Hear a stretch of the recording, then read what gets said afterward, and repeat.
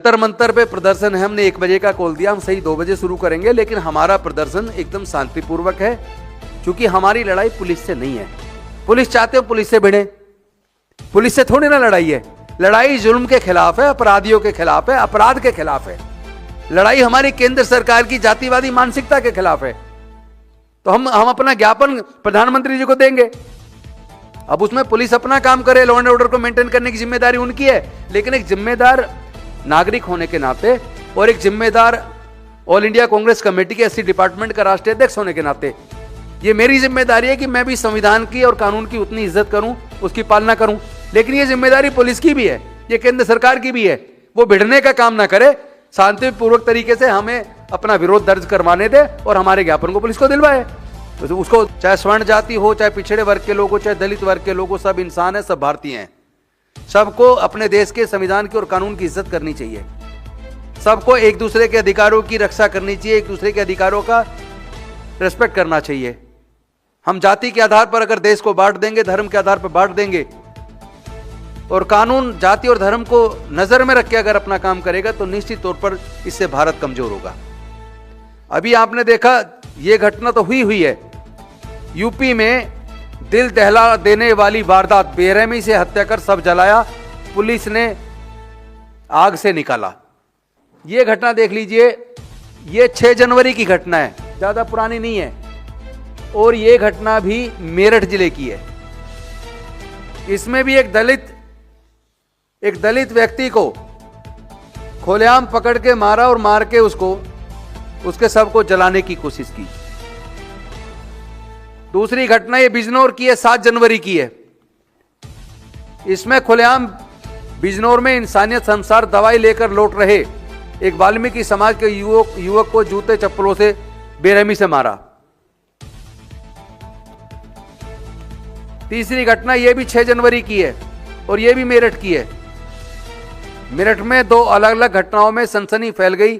सरदना क्षेत्र में एक व्यक्ति की बेरहमी से हत्या कर शव को जला दिया। लगातार इस तरह की घटनाएं एक के बाद एक पूरे उत्तर प्रदेश में। ये तो मैंने अभी आपको केवल 3 घटनाएं बताई हैं, ये 1 2 3 घटना नहीं है। उत्तर प्रदेश ने सारे रिकॉर्ड तोड़ दिए हैं। एनसीआरबी का डाटा देखिए, एक तो मुझे समझ नहीं आता। हमारे देश के प्रधानमंत्री जी कहते हैं डिजिटल इंडिया बन रहा है, भारत विकसित हो रहा है। कौन सा विकसित हो रहा भाई? दलित एट्रोसिटी के ऊपर पहला डाटा आपका 2019 में आया और 2019 के बाद दलित उत्पीड़न की घटनाओं का एनसीआरबी का डाटा 2022 में आया। 19 के बाद 22, 3 साल लगे। इससे ज्यादा दुख की क्या बात होगी? 2022 के बाद अभी तक 26 आ गया, 4 साल हो गए, अभी तक कोई दलित उत्पीड़न का डाटा सार्वजनिक नहीं किया सरकार ने। यह है विकसित भारत। इतने तरक्की कर गया भारत की, 4-4 साल हो जाते हैं हम उत्पीड़न की घटनाओं को जनता के सामने या संसद के सामने रखने में भी हमारे जांच एजेंसियां पूरी तरह विफल हैं। हमारा मिनिस्ट्री ऑफ होम अफेयर्स तो पूरी तरह फेल है।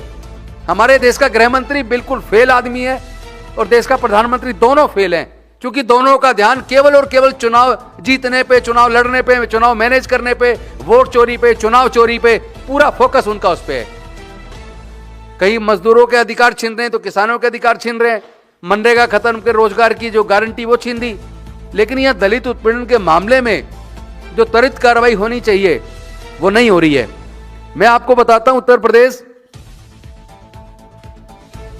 में 5 साल में हाईएस्ट जो एट्रोसिटी के केसेस दलित के उत्तर प्रदेश में हुए हैं।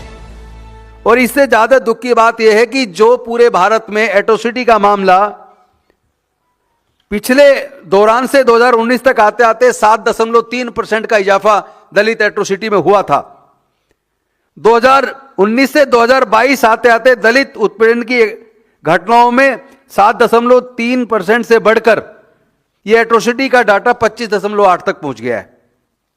यानी कि एट्रोसिटी कंटिन्यूस 13.1 तक पहुंच गया है। और पूरे भारत के 5 राज्य ऐसे हैं जिसमें उत्तर प्रदेश टॉप पर है। टोटल देश में होने वाले दलित उत्पीड़न की लगभग 26% घटनाएं केवल उत्तर प्रदेश में होती है। यह भारत सरकार के एनसीआरबी का डाटा बताता है। अकेले उत्तर प्रदेश में 26% दलित उत्पीड़न की घटनाएं होती हैं। टोटल 5 ऐसे राज्य हैं जो बीजेपी शासित राज्य हैं, जिन 5 राज्यों में दलित उत्पीड़न की टोटल 76% घटनाएं होती हैं, जिनमें उत्तर प्रदेश के बाद जो नंबर आता है वो मध्य प्रदेश, राजस्थान, महाराष्ट्र और बिहार। इन सारे ही राज्यों के अंदर बीजेपी की सरकार है और बीजेपी की सरकार में लगातार दलित उत्पीड़न बढ़ रहा है और उसमें पुलिस की जो कार्रवाई होनी चाहिए वो कार्रवाई समय पर नजर नहीं आती। एक ये डाटा आपके सामने मैं रख रहा हूं। 2022 में टोटल 57,582 केस हुए दलित उत्पीड़न के, जिसमें से अकेले उत्तर प्रदेश के अंदर ही 12,287 केस हुए, राजस्थान में 8,651 केस हुए, तीसरे नंबर पर मध्य प्रदेश 7,732 केस हुए। तो इस प्रकार से इसके बाद नंबर आता है बिहार का, यानी टोटल 5 राज्यों के अंदर ही 76% दलित उत्पीड़न के केस यूपी शासित राज्यों में हो रहे हैं।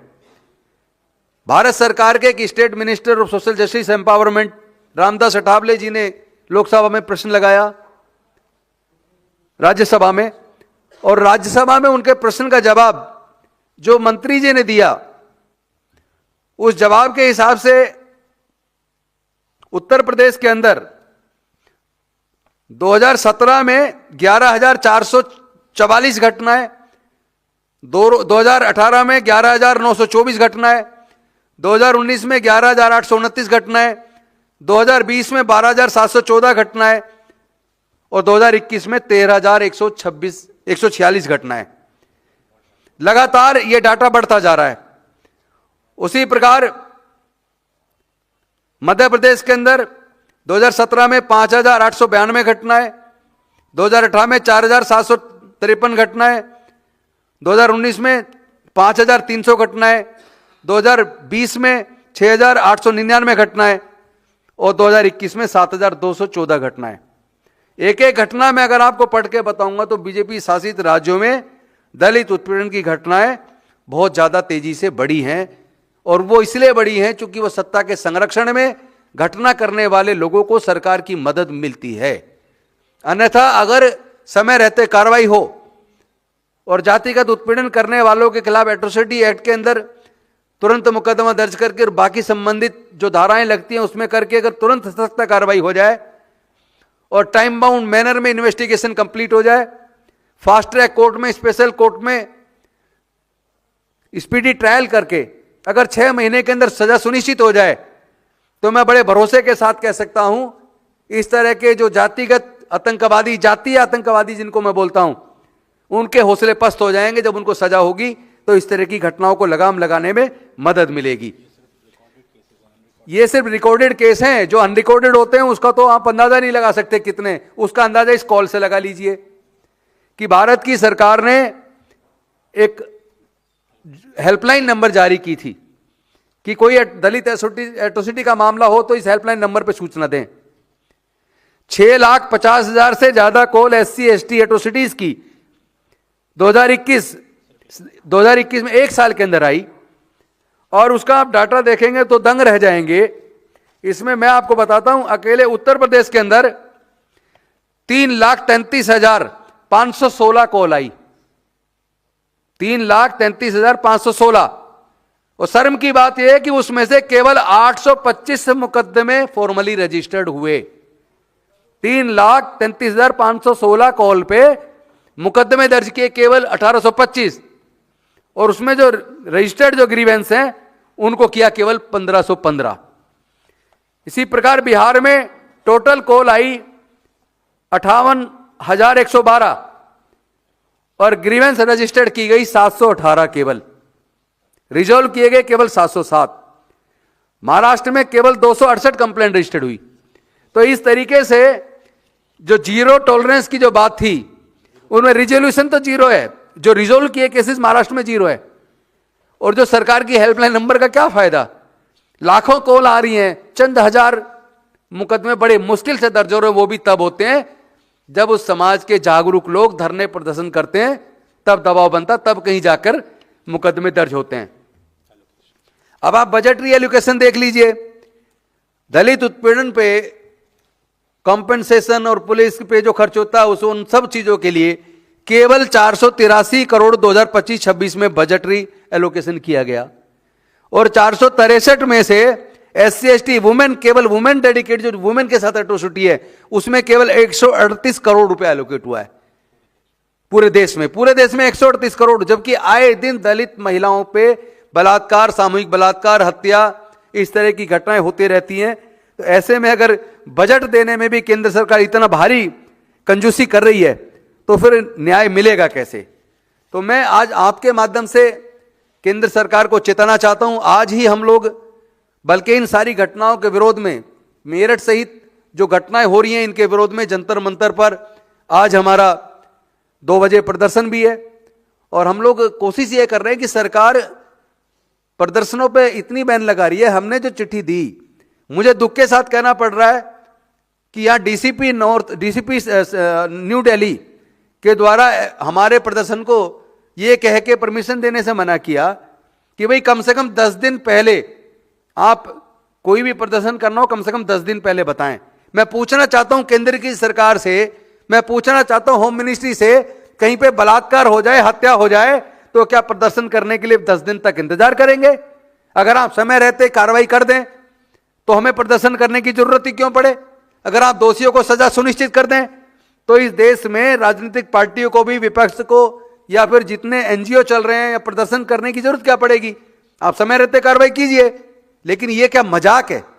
हमारा जो एक अधिकार है, फंडामेंटल राइट है कि हम इकट्ठा होके अपना विरोध प्रदर्शन जाहिर करें। तो विरोध प्रदर्शन करने के लिए अगर रेप, बलात्कार, हत्या और इन सारी घटनाओं पे क्या हमको पुलिस को 10 दिन तक इंतजार करना पड़ेगा तब प्रदर्शन करेंगे? तो ये हम लोग प्रदर्शन कर रहे हैं। पुलिस जो कार्रवाई करना चाहे करे, लेकिन शांतिपूर्वक प्रदर्शन करने पे क्या कार्रवाई करोगे आप तो हमारा फंडामेंटल राइट को छीनने की बात कर रहे हैं। मैं चाहता हूं केंद्र सरकार इसको गंभीरता से ले। देश के गृह मंत्री अपने पुलिस को आदेश दें, इस तरह के फर्जी आदेश पारित ना करें कि 10 दिन पहले आप प्रदर्शन से 10 दिन पहले परमिशन अप्लाई करें। क्योंकि घटना आज घटी है तो पीड़ित परिवार के साथ तो आज खड़ा होना है। आपकी पुलिस कार्रवाई नहीं करेगी तो विरोध प्रदर्शन तो हमें आज करना है। हम 10 दिन तक इंतजार करेंगे क्या? तो ये तरीका जो है देश के संविधान को खत्म करने का है, लाइफ लिबर्टी के अधिकार को खत्म करने का है, और जो संगठनों का इकट्ठा होकर विरोध प्रदर्शन करने का, right to speech and expression का जो अधिकार है, ये छीनने का काम मोदी जी की सरकार कर रही है। ऐसा लगता है जैसे हम विकसित भारत नहीं बल्कि भारत को 14वीं शताब्दी में ले जा रहे हैं और भारत को हम लोग कमजोर करने का काम कर रहे हैं। Thank you very much. किसी का कोई सवाल है तो आप इसके बाद के दे ही नहीं रही है। मैंने 3 दिन के आंकड़े ये दिखाए ना आपको, ये तो 2 ही जिलों की घटना दिखाई है। अगर पूरे देश में कितने जिले उन सबकी घटनाएं निकालेंगे तो कितनी घटनाएं रोज हो रही हैं वहां पर अंदाजा लगा सकते हैं। लेकिन ये सारा रिकॉर्ड देने की जिम्मेदारी तो मिनिस्ट्री ऑफ होम अफेयर्स की है, वो दे।